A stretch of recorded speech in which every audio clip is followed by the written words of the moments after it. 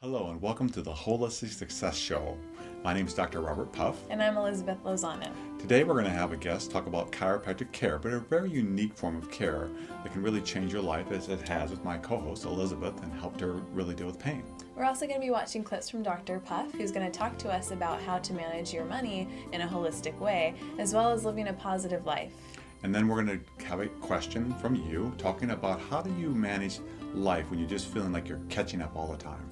And also we'll be answering a question, how to relax and how to unwind at the end of a stressful day. Thank you so much for joining us on another episode of the Holistic Success Show. Have a wonderful week and we hope you enjoy the show.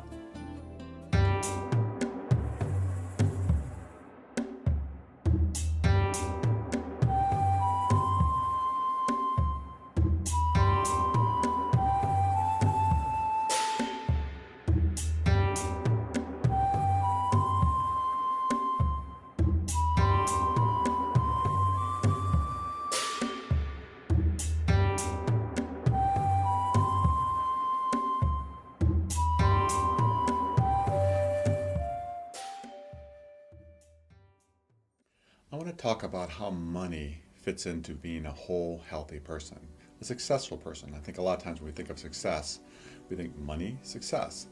And that's actually not a very good analogy. Having money is part of life. It's important. And having enough to pay your bills is important. But it definitely isn't going to be the solution. I think for many, many people out there, I mean, it's amazing how many people think that if I have enough money, all my problems go away. And that just isn't true. I've been in private practice and working with very, very successful people. My office is in Newport Beach. You know, it's right next to the harbor. So I obviously work with very, very successful people. And have done a lot of speaking over the years and known, there's many, many people that have a lot of money. And there is just no correlation, and the research supports me on this. There's no correlation between money and happiness. It just doesn't relate. And if anything, having a lot of money can make your life complex, can make it complicated, and can just take you away from being happy because you have now all these things to manage. People are depending upon you, and it can actually add stress to your life. So now it is true, though. I don't want to discount that money matters, because it is true. If you don't have enough money, people suffer. But I think in the Western world, if you're watching it from a Western country, we equate having enough money as having a big home and our own cars and a lot of money in the bank. And most of the world does not live that way. I've traveled extensively around the world to very much countries that don't make what the Western world make, and yet they're very happy. They're very full. They're very, very content with their lives. They love their lives, and they have nothing. I mean, they live on a year what we may live on a day, and yet they make it, and yet they're happy. So how is that possible? How can you right now learn to have money be part of your health and yet be successful at the same time holistically? And it's really that. Make it part of who you are. Learn about money, educate yourself how to invest, improve yourself financially, try to make more money. But do it, I often use the analogy of doing it like the tortoise and the hare. It's like you can always get better and make more money if you move progressively forward. But I think what a lot of people do is they want to make money fast, they want to make it quickly, and so it's at the expense of everything, their relationships, their children, their health, and it just costs them too much. And that's where I think the negative effects of money kick in. You're willing to risk the whole pie to thinking this chunk's going to make that whole pie better, and it doesn't. I mean, they've even done studies on people that win a whole lot of money in the lotto, and what they found is we tend to have an internal set point for happiness. And let me explain what I mean by that. Is that inside of us there's a level at which we are at, whether I'm happy, I'm kind of medium, or I'm kind of depressed. And so that just stays where it's at for most of our life, unless we do work like we're doing on the show, changing ourselves. But if we don't change ourselves, if you win the lotto right now, if you leave here and you win the lotto, guess what? In about 6 months, obviously you're probably going to be here at first, but in 6 months, you're actually going to go back to the level of happiness or sadness you were at prior to winning the lotto. And studies really support that. But the reverse is true too. If you leave here right now and get in a car wreck, which would be very tragic, of course, but you break your back and you're in a wheelchair, within 6 months after that accident, even though at first you're going to be obviously very sad and depressed, you're going to go back to your level of happiness, wherever it would have been. So it just doesn't seem to have a lot to do with happiness money.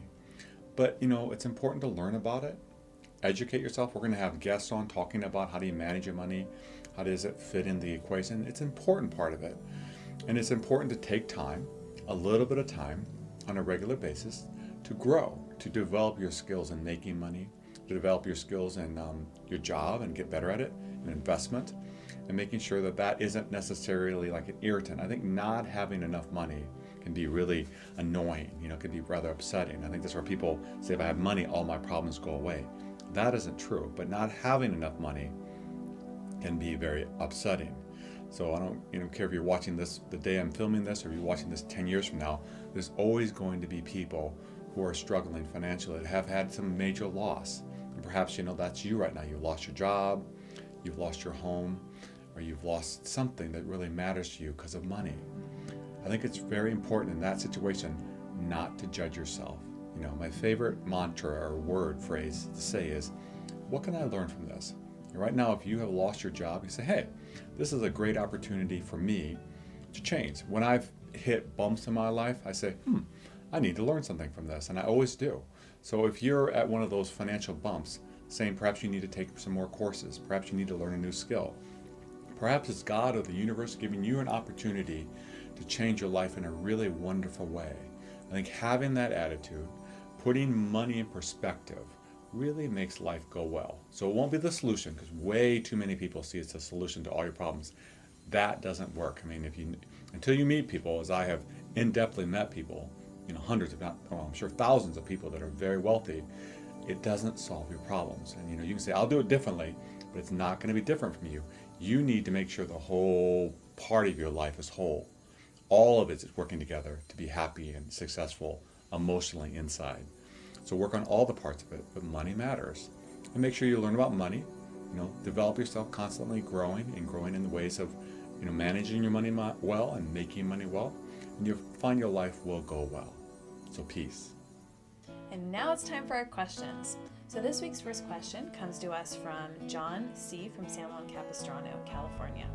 And John writes in, is it realistic to think that with all the day-to-day responsibilities that we put into motion over time, can we find that balance and not feel like we are constantly playing catch-up? Excellent question, and difficult question that I'm sure many viewers out there can relate to. And to start off with, I want to talk about, really, to address this question, the two favorite letters of the alphabet I think that can really help with this, N and O. And what do I mean by that is why we feel like we're playing catch up all the time is that we did put too many things on our plate. That plate gets higher, it gets higher, and then it crashes. And you are playing catch up. So what you have to do is saying, okay, if I want to live a balanced life, I have to start off with saying what's important, what matters to me, and if you don't do that, it crashes, right? Yeah, and then you say, okay, well, this is important to me. Do you have time for that? Are you sleeping, right? Mm-hmm. Are you spending time with the people that you love? Are you enjoying your work, and then you've got your kids, your friends. And then you add on all these other little things, like extra activities and committees, and you just get overwhelmed. So you have to get good at, and not everyone's going to like this, because if you're on a committee, if you need those members, you're not going to like me saying this. You have to get good at saying no to things and not always volunteering for everything and being involved with everything and taking everything on. It will overwhelm you, guaranteed. We can all of us have 24 hours of a day. If you're president of the United States or CEO of a company, we all have 24 hours. And the way we manage that is by not taking too much on our plate. And that's deciding, that's what this whole show is about, is what's important to you, what makes your life fly. And taking care of yourself physically is a huge part of that pie. Because if your body aches, your life sucks. Mm-hmm. If you're not feeling well, it doesn't go well. So you need to prioritize on those days is finding ways for your body to feel better, even if that means you need to rest. And it might feel like you have to play catch up, but you know what? In reality, we can always be playing catch up. It's just you have to prioritize what's important and what really needs to get done.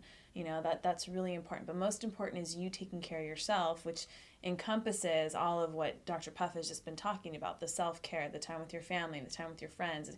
All those things are very, very essential, because at the end of the day, at the end of somebody's life, when they're lying on their deathbed, they're not going to say, oh, I wish I spent more time at work catching up on things. What they're going to say is, I wish I spent more time with my family. Guaranteed. Absolutely. Yeah, the most important. So it's a lot about just really taking a moment and sitting back. I think one little trick I recommend people to do, that I think to do, is that either at the end of the day or the beginning of the morning, just say, okay, what's today about for me?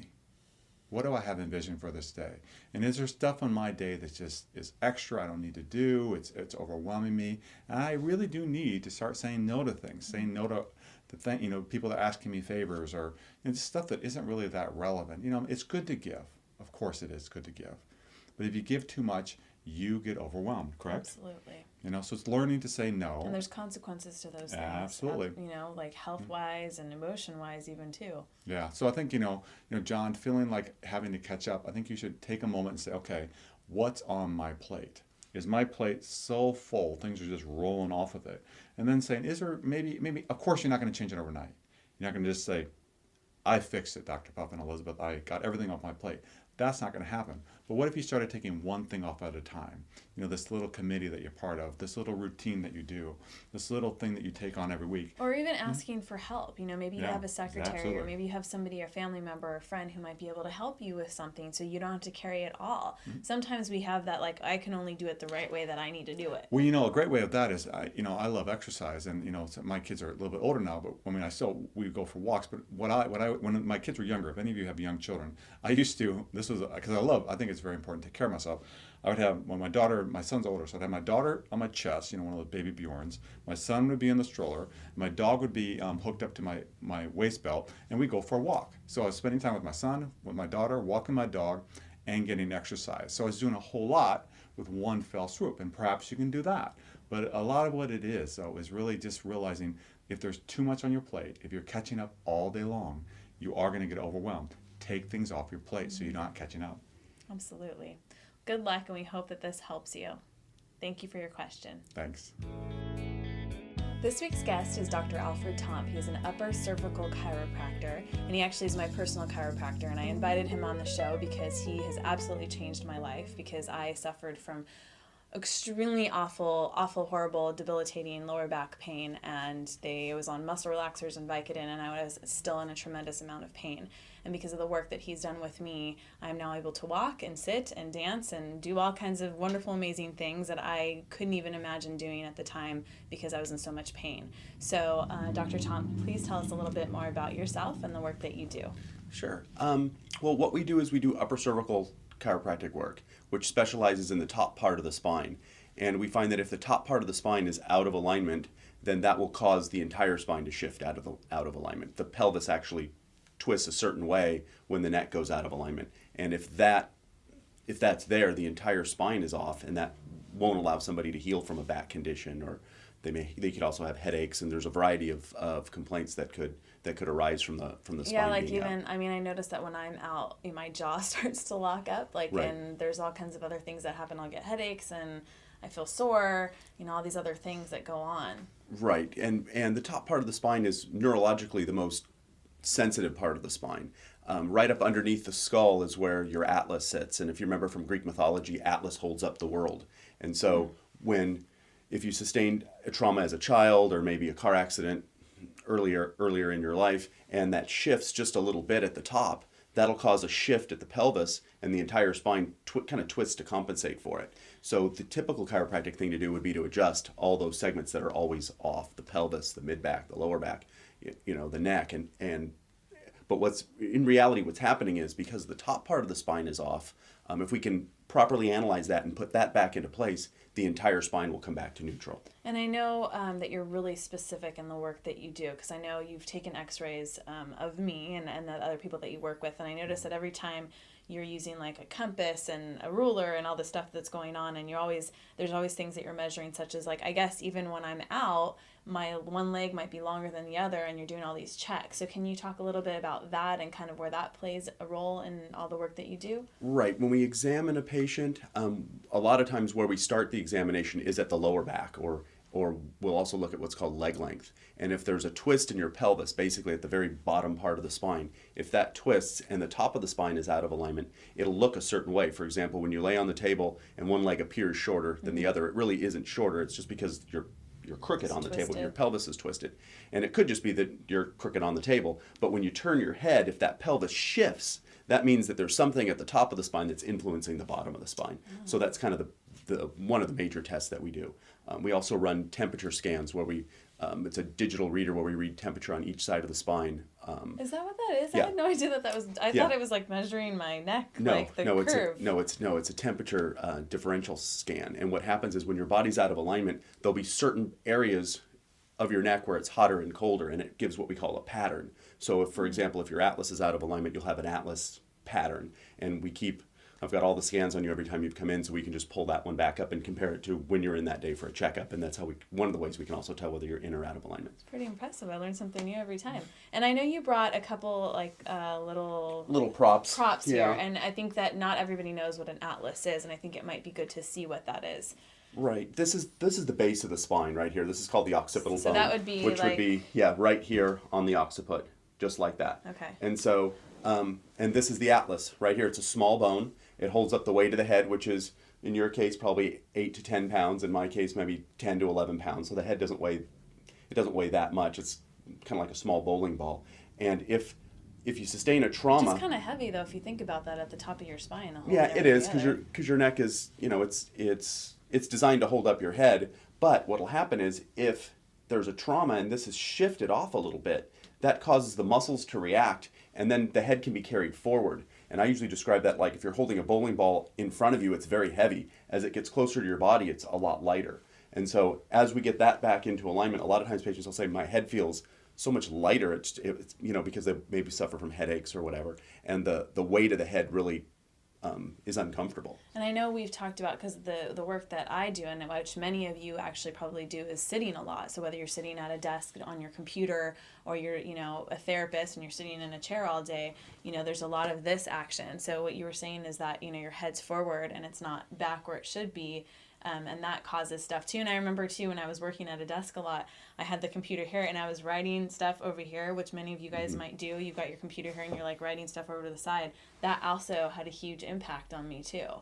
Right. Yeah. And that mechanics of how you sit for long periods of time really does wear on your body. So can you recommend some ways for people to sit that are, probably better for them, or is each person different? Yeah. Well, neutral is probably best. I mean, if you're on a computer, you want to make sure your monitor is up so that your eyes are at eye level when you're looking at the computer. You want to make sure that you don't want your keyboard up really high. You want to make sure your shoulders are down in more of a relaxed position and your hand is actually down. A lot of times when people are on laptops, they get into trouble because the monitor and the keyboard are so close. So they're having to hunch down to see the monitor, and then their arms are up high, and that's really not a good position to be in. If you're have that situation, go ahead and put your laptop up higher and then use an extension key and get your keyboard down in your lap. It's just a much better place than having your shoulders up like this. So ergonomically, and you also want to be as squared off as you can. So you just don't want to have your monitor off to one side and your mouse up so that you're just twisted for long periods of time. You just want to be in a very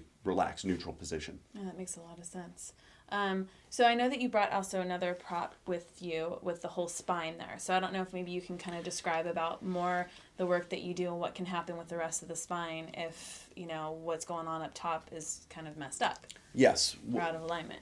What actually happens is, and I think this was in my car and it got a little twisted a little bit. In alignment so what happens is that if the atlas gets knocked out of place at the top of the spine. So the atlas, I don't know if you right guys here. can see here, but it's the second one underneath where your head sits. That will create a twist in the pelvis.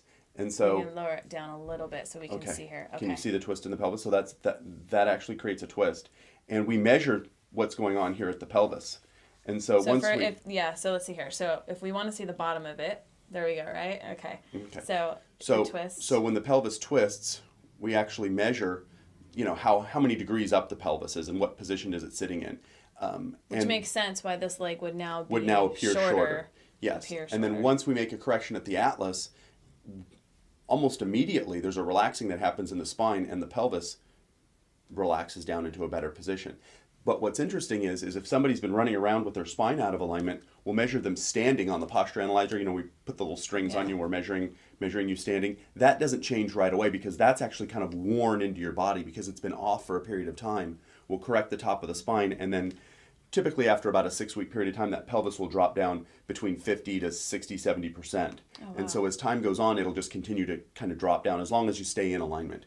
And I noticed that, like, with the work that you do, because it is very different. And I want to say, like, you know, once again, that for everybody, you know, every chiropractor is different. And we're not saying one versus the other, but we wanted to educate you about this Blair-specific upper cervical chiropractic care. Because this, did I say that right? Yeah, I think so. Yeah, because you know I can attest for this, and this has really changed my life, like I said.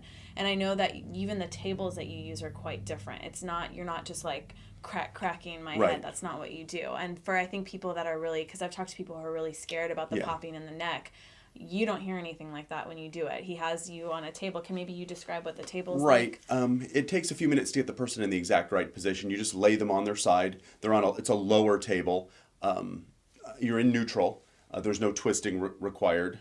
And you're You're laying on your side. Yes. And then what we do is the headpiece drops 5/16 of an inch, and so there's a little mechanism there that where the headpiece actually shifts up a little, and then we use protractors to compute how we're going to basically position the atlas, and then we just very gently go in and put a force on it, and you'll just generally just feel, if you just make a little fist, you just feel a little tap on it. It's not much at all. And the table makes noise, and the key after the adjustment really is to rest.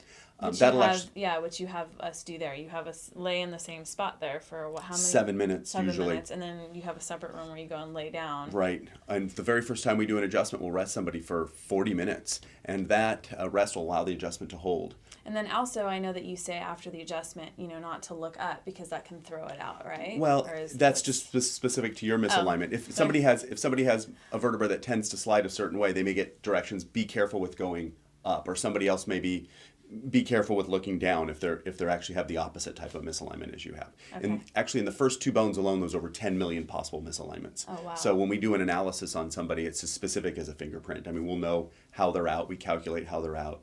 And then once we do the correction, it typically holds for weeks to months to even years. Yeah, and I noticed that that's, you know, something that, you know, when you adjust me, it's not like I have to come multiple times a week. Why is that? Why is there that difference? Well, that's because of the hold. Okay. If your body's actually clear, once we put the adjustment in the spine, if it's holding and the pelvis is relaxed like we described, and the nervous system is actually not irritated at that point from the atlas, that allows the body to begin healing. And the key really is to give it time, where you spend time being clear, and that's when the healing actually happens. So it's not required to come in and get adjusted every day or 3 times a week or even 2 times a week. If somebody's in acute pain, we may keep a pretty close eye on them, but generally my schedules are much, much less than what an average chiropractor would use. Yeah.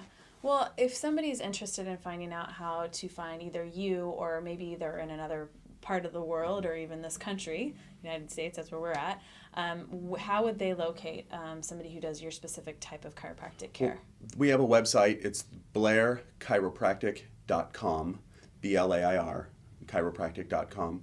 And then there's a link on there that says locate a doctor. Okay. And there'll be doctors in every state, and I think we've got a couple in Canada as well. If you're out of the country, or if you don't find anybody there, there's another link. It's or another website, upupcspine.org. O-R-G. If you Google that, it should come up, and that gives a link. It was put together by a person in Australia, and that has actually worldwide links to upper cervical chiropractors. Okay. And that actually lists the different techniques. There's different forms of upper cervical chiropractic. The Blair work is what I actually do. I love it. The adjustments hold really well, but I've studied several of the upper cervical techniques, and they're all excellent. And you are located in Rancho Santa Margarita, California. Yes. So if somebody wants to get a hold of you, what's the best way to do that? Do you have a website? Call my office. I don't have a website. Okay. There's a billboard out there that's in the internet somewhere that people can find me on. Okay. But you can also find me, yes, and you can also find me on that same Blair Chiropractic website. And my office number is just 949-589-9962. You can also just look up Dr. Tomp, T-O-M-P, and you'll find me. Thank you so much for being on our show. Thank you, Elizabeth. It was wonderful to have you. Thank you. Thank you. Part of being holistically successful, holistically healthy is what I'm going to talk about right now, and that's being positive. And why is being positive important? It is probably, if not the most important, clearly one of the most important things you can do to be whole, to be successful, to be happy, because it matters. If stuff's coming in you or going out of you that's negative, you're going to feel down, you're going to feel depressed, your life isn't going to go well. So there's really 2 aspects of positive. One is external and one is internal, or inside here. And let's start with the external. What is the external? External is friends, people you associate with, what you watch on TV, what you listen to on the radio, what you read, anything that's external that's coming in, because it matters. And I often use the analogy, if you're like a computer, all day long things are being typed in. And whatever's being typed in, it's going to be typed out at the end of the day. So if all day long good things are coming in, wonderful things are coming in, you're going to hear great things. You're going to feel good things. And you're going to feel good. But if all day long, you're seeing negative images, you're involved with negative conversations, it's going to go poorly. So it's important for all of us to make sure that that which is around us is positive, is upbeat, is building us up. And that's what this show's about, the very positive, healthy show. And obviously there are other shows you could watch. And as much as hopefully this show makes you walk away saying, wow, these are really things I can grow in, I'm excited about, other shows will really make you feel the opposite. So not to dissuade you from watching other shows, but pay attention. They matter, because you're really like that computer. Whatever it gets typed in comes out. So if you use the awareness saying, okay, what is happening to me? What do I listen to? There's no one type of music that is necessarily better than another. But if you listen to music that is being really critical, attacking people, cutting people down, it's going to influence you. If you're at your work and you're in conversations that are negative or cutting people down, it's going to impact you. I remember once years ago, I was on a bus trip, and it was with a bunch of people, and there were several people that got involved in a conversation that was very negative. It was very much attacking another person that wasn't on the bus. It was more of a celebrity. And I chose not to listen because I don't like to participate in those things. So I started reading my book, and the person said, well, what do you think about that? I said, oh, I'm sorry, I wasn't really listening because I don't like to partake in conversations like that. It may have been rude, but I set up a boundary because I don't want to participate in negativity. It affects you. It affects me. So I think the thing to do is start using your awareness, saying, okay, are the people in my life, are the shows in my life, what I'm reading, what I'm watching, is it a good, positive influence? If it is, I can pretty much guarantee you're going to feel better. If it's negative, again, I can pretty much guarantee you're going to feel, badly inside or bad. So, but the next equally, really probably more important concept of being positive is what goes on here all day long. Because what's happening is your mind is just constantly giving commentary on things. And sometimes it's positive and sometimes it's negative. But if it's being negative throughout the day, it's going to influence you. It's going to wear you out. It's going to wear your spirits down. We know that with people that are depressed. We absolutely know this. When people struggle with depression, they are all day long hearing self-critical things about themselves and self-critical things about other people. And one of the most effective tools for treating depression is literally just changing their thoughts. So, but that's across the board with anyone's life, is what is happening inside here. And you probably, or you may not even know what that is. So again, using the awareness, start paying attention to what's going on in here. And that was one of the things that really helped me when I started to being self-aware and say, who am I? What am I thinking? I was able to, slowly but progressively change my thoughts. And a little thing that helped me that I encourage people to think about is I got a hold of CDs, I got a hold of material that I could listen to in my car where people were very positive, they were upbeat, they were just talking a lot about what we're talking about. You could take this thing and make our shows into episodes, or get our, we have one of our CD books we have is How to Live a Positive Life. And if you listen to that over and over and over again, what you'll find is your mind will begin to change, because new ideas are coming in and new ideas will be going out. And these new ideas are positive. And we all ultimately inside are very healthy. But because we have so much gunk inside, we have to kind of wash that out. So initially you may not notice much difference as you start being around and thinking more positively. But as that gunk gets cleared out, you will feel your spirits uplifted. You will feel yourself change. And you'll just see that depression dissipates. Sadness goes away. And you start feeling happy. You actually wake up in the morning, instead of saying, oh, another day, you wake up and say, wow, another wonderful day that I get to experience. Thank you. So be positive. Learn about the incredible importance of being positive. Surround yourself with positive people and watch it change your life. Peace. Our second question of the week comes to us from Michelle T. from New York, New York. And she writes in, I am looking for different ways to relax at the end of a long day. Oftentimes, I just want a glass of wine and to go to bed. Can you give me some other, maybe more positive ways to relax at the end of the day? Yeah, I like that question because I think a lot of people can relate to that question. It's at the end of the day, you've gone to work or whatever you're doing during the day, you're just exhausted. You want to do something to relax because that's important for us. And obviously there are a lot of people that will choose, alcohol because it works. It does actually relax you. But the unfortunate part sometimes is that when one glass isn't enough, and then you need more and more because our body builds a tolerance. And then you need a couple glasses of wine, a martini here and there, and then, more and more before you know you've drank a whole bottle of wine. Well, and your body's asking you, help me to relax. So listen to your body. But why not? It's like saying if you're hungry, you can eat a candy bar or you can eat an apple. What's the difference? I mean, the apple's good for you and the candy bar may fill you up, but it's not good for you.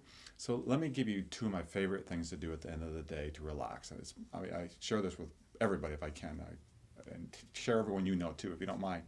The first one is at the end of the day, come home and just go for a walk. Just walk around your neighborhood, make it leisure. Doesn't have to be fast paced. Just go for a walk for 20 minutes, half an hour, and you'll be amazed at how relaxing you'll feel at that time. Particularly if it's a ritual, and if you're in a relationship, go with your significant other. If you have children, go with them. If you have a dog, take that. But just go for a walk. It's a really great way to unwind. And then the last thing I really recommend you to do at the end of the day is to meditate. And as you know, I'm very big into meditation, and we've had other episodes on meditation, and we have books and stuff on it. But just learn how to meditate. At the end of the day, say 20 minutes a day, just before you go to bed. You can even do it in bed. Just sit down, still your mind, and be at peace. And what you'll find is that is probably the most magical, wonderful way to relax. There's nothing better than that, I don't think, on the planet besides meditation. And all the research supports that it is so good for you. It will take you to that wonderful dream, deep sleep that you can seldom get even when you're sleeping in a matter of minutes. I can actually get there. I've done it for so long in a matter of breaths. So learn to meditate, make it part of your life, and it really will change you. And perhaps you have some other suggestions? I do, yeah. One of my rituals at the end of a long day when I've had a stressful day is I will take a long hot shower. So not really good for the water shortage, so sorry about that. But for me, it's what I need. I just take a hot shower and I just sit in the shower instead of taking a bath. Sometimes I can take a bath too if it's been really, really stressful. And I just I just relax. Maybe it's a form of meditation in the sense too, because I just close my eyes and I just take deep breaths, and I try not to let my mind think about all the many things that I have to do and all the many things that I had done throughout the day. It's my way just to really wash off the day in a sense. I just wash my hair, I just do everything, and I feel so much better and so much more relaxed at the end of the day. Another thing that I like to do is listen to relaxing music. And so sometimes, driving on my way home from work, I have some CDs in my car that are very relaxing, and I listen to those.